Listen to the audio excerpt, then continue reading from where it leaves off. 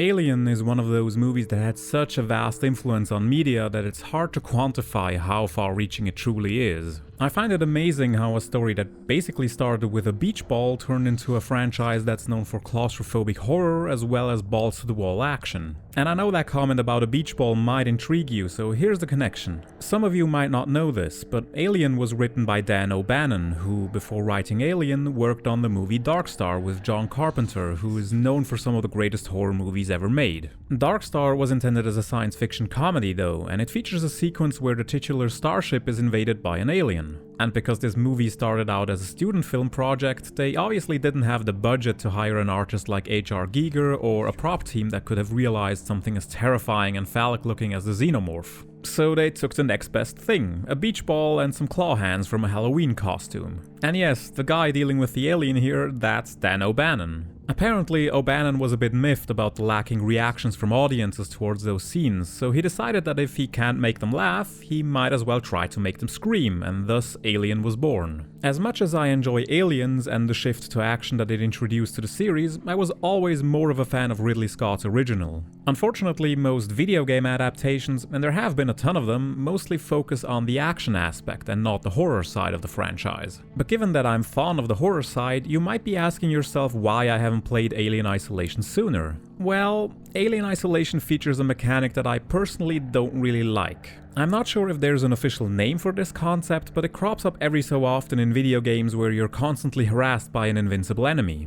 You know the type, like the Nemesis in Resident Evil 3, Slenderman in his eponymous game, the list continues. These games are typically characterized by you attempting to avoid detection while going about your business, so there's a heavy emphasis on stealth, since it's not atypical for these enemies to also be able to kill you in a single hit. I'm hesitant to call these enemies stalkers because there's a subset of viewers who might assume I'm talking about people venturing into dangerous territory, a la Roadside Picnic or its adaptations Stalker and, well, Stalker. No, what I mean is the literal legal definition of a stalker, someone who just doesn't want to leave you alone. And I personally just find that a tad boring because it becomes fairly repetitive after a while. However, there is a reason why I changed my mind and finally played Alien Isolation. When I scrolled through my list of female-led horror games and noticed that I had already played most of the ones that could have neatly fallen into that category, another game jumped out at me. Remothered Tormented Fathers. I admit, it's the shitty title that drew me in. I mean, what the fuck is remothered even supposed to mean? I'm not gonna go into it here, but there is a fantastically stupid explanation on their website, so pause the video if you want to read it. Anyway, that game also falls into the same category of a stalker chasing you around a mansion while you're trying to get around the place. Except Remothered was so badly designed and poorly set up in terms of a narrative hook that I just couldn't bring myself to continue. So I just bit the bullet and went for Alien Isolation instead. At least there, the movie did enough of the priming to make me give a shit. Alien Isolation takes place 15 years after the first movie, and you're put into the role of Amanda Ripley, Ellen Ripley's daughter. Amanda gets notified that the flight recorder of her mother's ship has been discovered and is offered a spot on the salvage team. It's never really elaborated why she's even offered this chance. The character inviting her just mentions that he wanted Amanda to have some closure. But Alien isn't a unique franchise by restricting its sprawling universe by focusing on a single family for no particular reason at all. And because this is a 70s inspired retrofuturistic setting, they obviously can't beam the information contained on that flight recorder back to wherever Amanda is. No, she has to go there in person and have a look at it.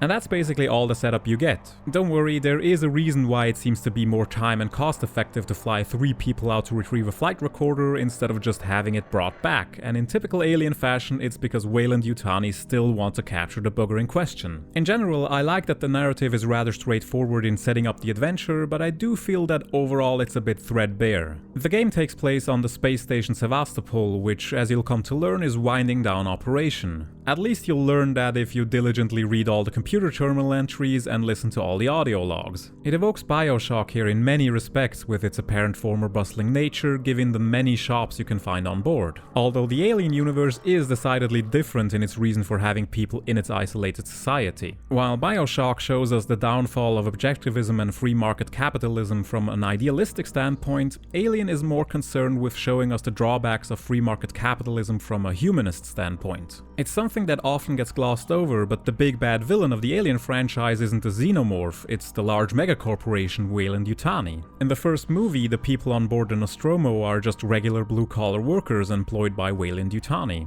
These people aren't action heroes on some glamorous space adventure, they're regular people securing resources for their corporate masters and get paid in company shares. Heck, not even that, they're basically bait for the xenomorph, they're entirely expendable. But I guess capitalism can't be our prime antagonist here, so in true Alien form, the game is mostly about avoiding getting killed by the shiny black penis on legs. To that end, the Sevastopol has also been infected by the buggers, which have wreaked havoc on the station before you even get there. And this is where one of my criticisms comes into play. The narrative that happens over the course of the game is incredibly marginal, if not even outright absent. I'll issue a spoiler warning here, though honestly there's not much to be spoiled. But if you still want to go in blind nonetheless, skip to this timecode. After you get to the station and get separated from your companions, your first order of business is getting back into contact with them. Once you do, you have to find medical help since one of your partners was wounded during the attempt to cross over from the transport ship to the Sevastopol. After you return from the medical wing, you get into contact with some of the marshals on the station who instruct you to contain the alien. The first attempt fails when you try to trap it and fail to get out yourself, which causes one of your companions to override the lockdown you just tried to initiate.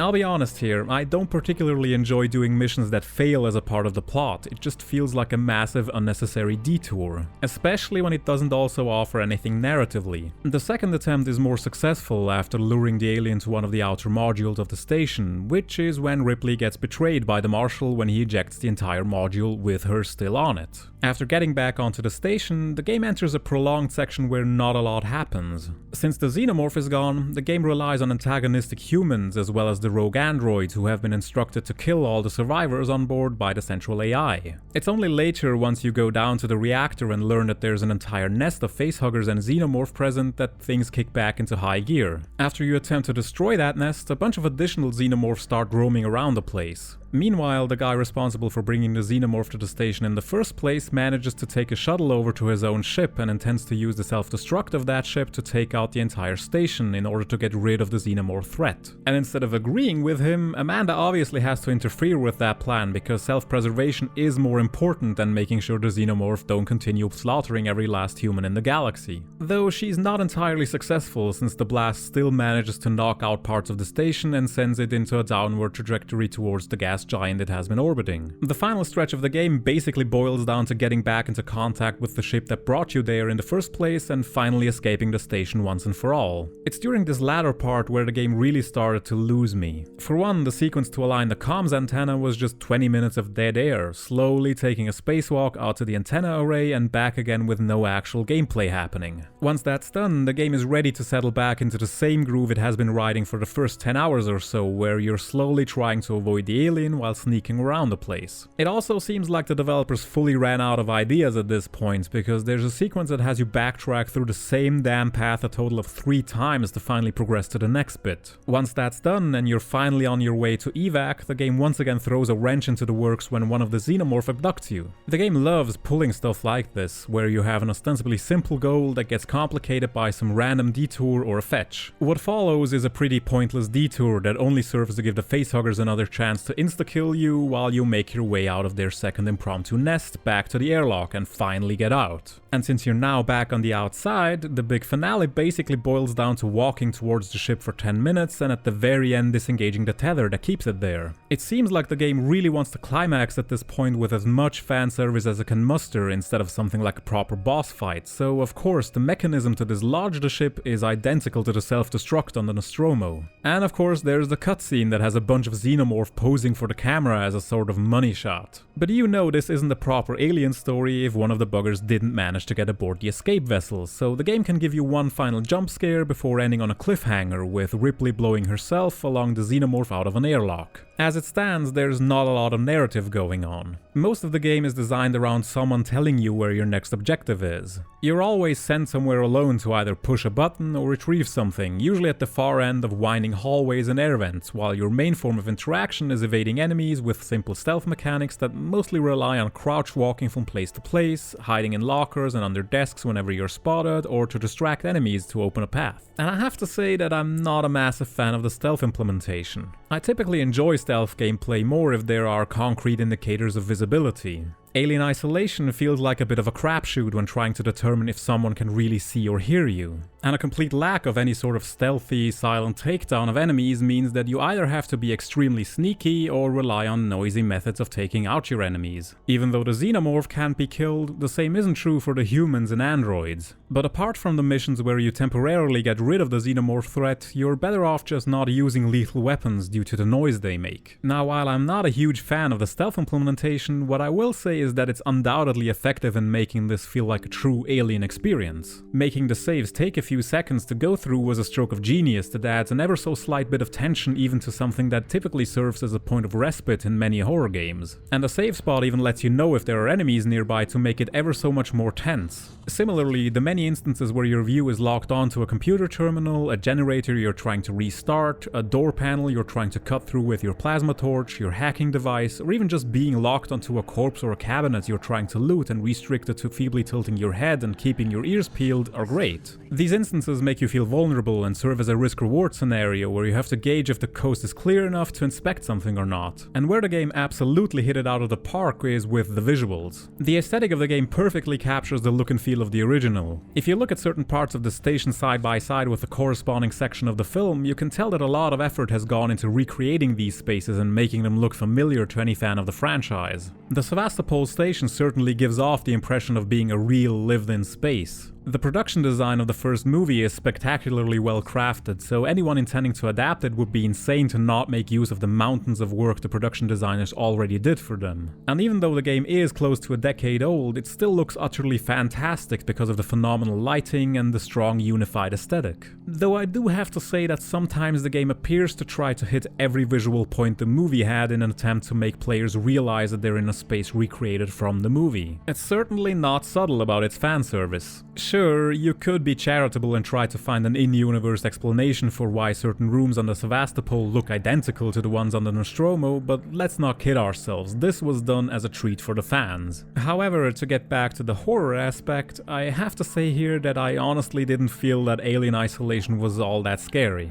Sure, it tries its best by constantly keeping you on your toes. Even if the xenomorph isn't around, the ship consistently produces noises that make you feel like you're not alone. And whenever your motion tracker goes off, it's an effective reminder that you shouldn't let your guard down. The game also employs a few jump scares, and while I typically despise them and often see them used as a simple way to score a cheap startle, I have to commend Alien Isolation for the way they're crafted. They feel earned and aren't just a loud sting that immediately dissipates after you've noticed that nothing scary is actually going on. Because for once, the loud noise that gets generated by some shutters opening aren't just effective because something loud happens. It's effective because the noise could attract the xenomorph. But one jump scare in particular that I enjoyed immensely was a lot more subtle. The game features a lot of sequences where you enter dark environments and where the lights turn on automatically once you walk in. There's this wonderful scene where this happens and the light illuminates these two pipes that, from the angle you're seeing them from, look a bit like the head of the xenomorph. This is brilliant visual storytelling. But my overall criticism of why the game isn't scary is that running and hiding from an unkillable monster is only scary right up until the first time you get spotted and killed by it. After that, the tension is somewhat broken because you've already been killed once, and every subsequent death means lost progress that you have to retrace. So the stealthy horror aspect evolves into bothersome trial and error, especially given the dynamic nature of the xenomorph's behavior. Never mind that the original film and this game seem to operate on diametrically opposed ideas of how the creature horror is supposed to work. Alien was all about subtlety, about hiding the xenomorph for as long as possible and for it to strike when you least expect it. I'm sure most of this was intentional, but I feel like at least part of the reason why the xenomorph isn't on full display in the film was due to similar reasons for why the shark in Jaws wasn't constantly visible. There's this one shot in the film where you can see the xenomorph slowly walking forwards that looks really goofy, and I assume that the subtle nature of the xenomorph is at least partially due to problems relating to the creature effects not looking that convincing or scary, so you never really get a good look at the monster. But Alien Isolation puts the xenomorph front and center, especially during the reveal cutscene. It's less about the fear of the unknown rather than a constant struggle to avoid an insta-kill. It also doesn't help that the game seems a tad overlong. And I know, this criticism has been levied against the game by many other people, but I have to agree with them. If you haven't skipped my summary of the events, you'll have noticed that there's not a lot of immediate differentiation between a bunch of the missions that end up making the game feel a bit repetitive. The game could have been streamlined a lot, and the fact that you're encouraged to take things slowly, to move deliberately and not cause unnecessary confrontations means that you'll be traversing these spaces at a much slower pace than most other games. The game's length definitely made it feel less scary and more of a chore by the end. And it's not that the length in and of itself is a problem by any metric. Alien Isolation is about as long as most linear single-player AAA games are. The problem is that for the amount of time you spend in the game, there's a bit too much repetition and not enough variety. It's a shame because when I first started playing the game, it started really strong with how it builds up its atmosphere. Even though the Xenomorph takes quite a while to show up, the game's pace up to that point is expertly crafted. But it unfortunately never moves on from that and instead hopes that its creature AI picks up the slack by being unscripted and somewhat unpredictable. Add to that the pointless interlude where you briefly get to play the game from a different character's perspective. He's one of the characters responsible for bringing the Xenomorph threat to the Sevastopol since his team went to the derelict from the film and in similar fashion got attacked by a facehugger. I get that it was more interesting to have us play that bit personally instead of the character just dumping exposition on us. After all, everybody always talks about show, don't tell. But I feel like in the context of a video game, this needs to be amended somewhat. Showing us the expedition into the derelict was cool, and as a fan of the film it was neat to get to walk around it and look at the recreated space jockey from all angles. But from a gameplay perspective, it's a lengthy sequence where not much happens. You just walk down a corridor to reach the derelict and then go inside and find the eggs. There's no gameplay to go with the switch in location, so it unnecessarily pads a short retelling of the mission by having you experience it in real time instead. Because in the end, it's not important for the audience to see every last second of this expedition, and this could have just been summed up quite a bit. After all, I assume not many people are going to be playing the game without being familiar with the first movie. And even if that were the case, the sequence does little to clue you into what happened before anyway.